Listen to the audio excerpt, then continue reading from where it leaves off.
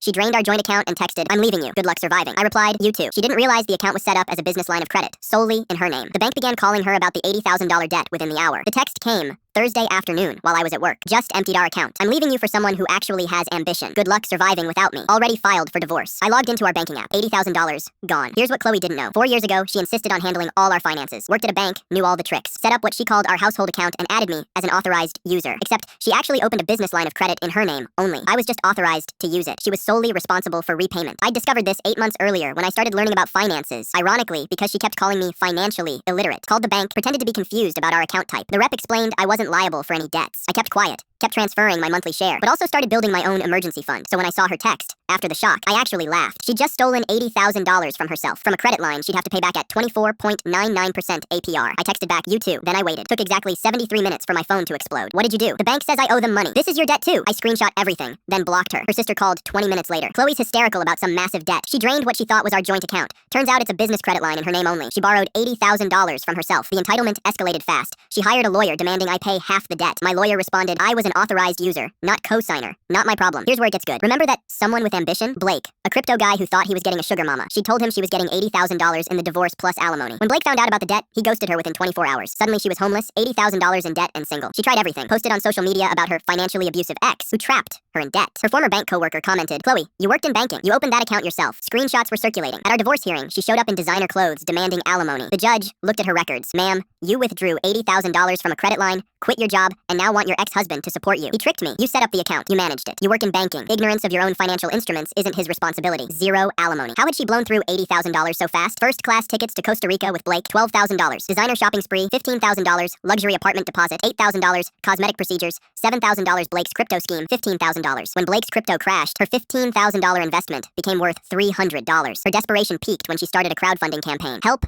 a domestic abuse survivor recover from financial exploitation. It raised $37 in 3 days. Someone donated $2 with the comment, "LOL." She tried calling my job daily, claiming I was dangerous until my company pressed harassment charges. She got arrested, spent 48 hours in jail. The bank accelerated the debt when she missed payments. At 24.99% APR, she'll be paying for the next 15 plus years. She tried one final attempt, asking through a mutual friend if we could start over. My response, "Tell her I said good luck surviving." Last I heard, she's working collections at a call center, living with a cousin who charges market rent, and facing a decade of monthly payments on debt she created, trying to leave me broke. Blake's being investigated by the SEC. As for me, I kept my job, apartment, and retirement savings. Started dating someone who actually understands how bank accounts work. The beautiful irony, she literally stole money from herself. My monthly contributions over the years counted as legitimate payments toward her credit line. She played herself perfectly. The moral, if you're going to send someone a good luck surviving message after draining their account, maybe make sure you understand what kind of account it is first, especially if it's a credit line in your name only.